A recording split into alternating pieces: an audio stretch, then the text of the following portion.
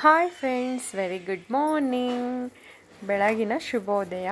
ಇದು ನನ್ನ morning vlog ಆಗಿರುತ್ತೆ. ನಾನಿಲ್ಲಿ ರಂಗೋಲಿನ ಹಾಕೋದಕ್ಕೆ ಸ್ವಚ್ಛ ಮಾಡ್ಕೋತಾ ಇದ್ದೀನಿ. ರಂಗೋಲಿ ಬಗ್ಗೆ ಸ್ವಲ್ಪ ತಿಳ್ಕೊಳ್ಳೋಣ ಬನ್ನಿ ಫ್ರೆಂಡ್ಸ್. ರಂಗ ಎಂದರೆ ಬಣ್ಣ, ವಲ್ಲಿ ಎಂದರೆ ಬಳ್ಳಿ ಎಂದರ್ಥ. ಅಂದರೆ ಬಣ್ಣಗಳಿಂದ ಅಲಂಕರಿಸಿದ ಬಳ್ಳಿಗಳು. ಚಿತ್ರಕಲೆಯ ಒಂದು ಭಾಗವೇ ರಂಗೋಲಿ. ಧಾರ್ಮಿಕ ನಂಬಿಕೆಗಳ ಪ್ರಕಾರ ನಕಾರಾತ್ಮಕತೆಯನ್ನು ಮನೆಯಿಂದ ದೂರಗೊಳಿಸಿ ಸಕಾರಾತ್ಮಕತೆಯನ್ನು ವೃದ್ಧಿ ಮಾಡುತ್ತದೆ. ಇಲ್ಲಿ ನಾನು ಮನೆ ಮುಂದೆ ಸ್ವಚ್ಛ ಮಾಡಿದ್ದೆಲ್ಲ ಆಯಿತು. ಮತ್ತು ಇವಾಗ ನಾನು ಗಿಡಗಳಿಗೆ ನೀರು ಹಾಕೋತಾ ಇದ್ದೀನಿ. ರಂಗೋಲಿಯು ಮಹಾಲಕ್ಷ್ಮಿಯ ಸಂಕೇತವಾಗಿದ್ದು, ಮಹಾಲಕ್ಷ್ಮಿಯನ್ನು ಮನೆಗೆ ಸ್ವಾಗತಿಸಲು ಮನೆಯ ಮುಂದೆ ರಂಗೋಲಿಯನ್ನು ಹಾಕಲಾಗುತ್ತದೆ. ಯಾರಿಗೆಲ್ಲ ರಂಗೋಲಿ ಅಂದರೆ ಇಷ್ಟ ಕಮೆಂಟ್ ಮಾಡಿ ಫ್ರೆಂಡ್ಸ್. ರಂಗೋಲಿ ಹಾಕಿದ್ದಾಯಿತು. ನಾನಿವಾಗ ಪೂಜೆಗೆ ರೆಡಿ ಮಾಡ್ಕೋತಾ ಇದ್ದೀನಿ.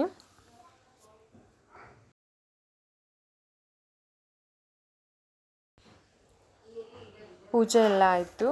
ಮತ್ತು ನಾನಿವಾಗ ಹೂವನ್ನು ಒಂದು ಪ್ಲೇಟಿಗೆ ನೀರು ಹಾಕಿ ಹೂವನ್ನು ಇಡ್ತಾ ಇದ್ದೀನಿ. ಇದು ನೋಡೋದಕ್ಕೆ ತುಂಬ ಚೆನ್ನಾಗಿರುತ್ತೆ, ಪಾಸಿಟಿವ್ ವೈಬ್ಸ್ನ ಕೊಡುತ್ತೆ ಫ್ರೆಂಡ್ಸ್. ಅದಾದಮೇಲೆ ನಾನು ಒಂದು ಗ್ಲಾಸ್ ನೀರು ಕುಡ್ದು ವಾಕಿಗೆ ಹೊರಟೆ. ಇಲ್ಲಿ ನೋಡ್ತಾ ಇರ್ಬೋದು ನೀವು ಎಷ್ಟು ಚೆನ್ನಾಗಿ ಎಕ್ಸಸೈಸ್ ಮಾಡ್ತಾ ಇದ್ದಾರೆ. ಪ್ರತಿಯೊಬ್ಬರು ಎಕ್ಸಸೈಸ್ ಮಾಡಬೇಕು, ಬಿಕಾಸ್ ಆರೋಗ್ಯವೇ ಭಾಗ್ಯ. ವಾಕ್ ಮುಗಿಸಿ ನನ್ನ ಮನೆ ಕಡೆ ಹೊರಟೆ. ನಾನಿವತ್ತು ನಿಂಬೆಹಣ್ಣಿನ ಚಿತ್ರಾನ್ನ ಮಾಡ್ತಾಯಿದ್ದೀನಿ.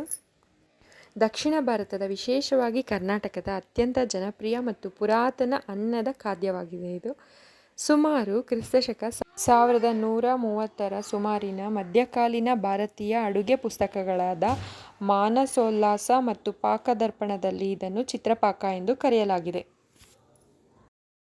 ಒಟ್ಟಾರೆಯಾಗಿ ಚಿತ್ರಾನ್ನವು ಕರ್ನಾಟಕದ ಪಾಕಪದ್ಧತಿಯಲ್ಲಿ ಶತಮಾನಗಳಿಂದ ಬೇರೂರಿರುವ ಸರಳವಾದರೂ ಅತ್ಯಂತ ರುಚಿಕರವಾದ ಖಾದ್ಯವಾಗಿದೆ. ಚಿತ್ರಾನ್ನದ ಬಗ್ಗೆ ನನಗೆ ಗೊತ್ತಿರುವಂಥ ಮಾಹಿತಿನ ನಾನು ನಿಮ್ಮ ಹತ್ರ ಶೇರ್ ಮಾಡಿದ್ದೀನಿ. ನಿಮಗೇನಾದರೂ ಗೊತ್ತಿದ್ದರೆ ಕಮೆಂಟ್ ಮಾಡಿ ಫ್ರೆಂಡ್ಸ್. ನಾನಿಲ್ಲಿ ಸ್ವಲ್ಪ ಎಣ್ಣೆ ಹಾಕ್ಕೊಂಡು, ಸಾಸಿವೆನ ಹಾಕ್ಕೊಂಡು ಮತ್ತು ಸ್ವಲ್ಪ ಜೀರಿಗೆನ ಹಾಕ್ಕೋತಾ ಇದ್ದೀನಿ. ಸ್ವಲ್ಪ ಕಡಲೆ ಬೀಜನ ಹಾಕ್ಕೊಂಡು ಚೆನ್ನಾಗಿ ಫ್ರೈ ಮಾಡ್ಕೋತಾ ಇದ್ದೀನಿ. 2 ಸ್ಪೂನು ಕಡಲೆಬೇಳೆನ ಹಾಕ್ಕೊಂಡು 1 ಸ್ಪೂನು ಉದ್ದಿನ ಬೇಳೆನ ಹಾಕ್ಕೊಂಡು ಚೆನ್ನಾಗಿ ಹುರ್ಕೋತಾ ಇದ್ದೀನಿ.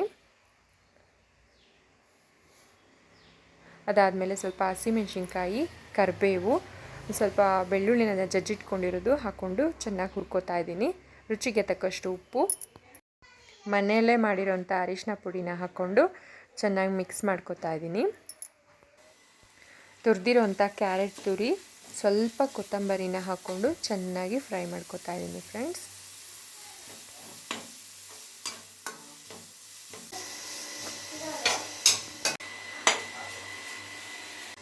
ಇವಾಗ ಗೊಜ್ಜು ರೆಡಿ ಆಗಿದೆ. ಇದು ತಣ್ಣಗಾದ್ಮೇಲೆ ನಿಂಬೆಹಣ್ಣಿನ ಜ್ಯೂಸನ್ನ ಹಾಕೋತಾ ಇದ್ದೀನಿ.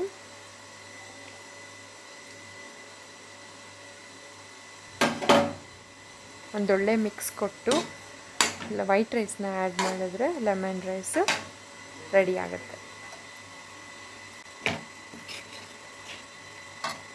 ಬನ್ನಿ ಫ್ರೆಂಡ್ಸ್, ಟೇಸ್ಟ್ ಮಾಡೋಣ ಹೇಗಿದೆ ಅಂತ. ತುಂಬ ಯಮ್ಮಿ ಆಗಿತ್ತು, ತುಂಬ ಚೆನ್ನಾಗಿದೆ ಫ್ರೆಂಡ್ಸ್. ಮಾರ್ನಿಂಗ್ ಕೆಲಸ, ಬ್ರೇಕ್ಫಾಸ್ಟ್ ಎಲ್ಲ ಆಯಿತು. ಇವಾಗ ನಾನು ನನ್ನ ಮಗ ನ್ಯೂಸ್ ಪೇಪರ್ನ ನೋಡಿಕೊಂಡು ಓದ್ಕೊಂಡು ನಿಂತಿದ್ದೀವಿ. ಇದಾಗಿತ್ತು ನನ್ನ ಮಾರ್ನಿಂಗ್ ವ್ಲಾಗ್. ಇಷ್ಟ ಆದರೆ ಲೈಕ್ ಮಾಡಿ, ಕಮೆಂಟ್ ಮಾಡಿ, ಶೇರ್ ಮಾಡಿ. Thank you for watching friends. Bye bye.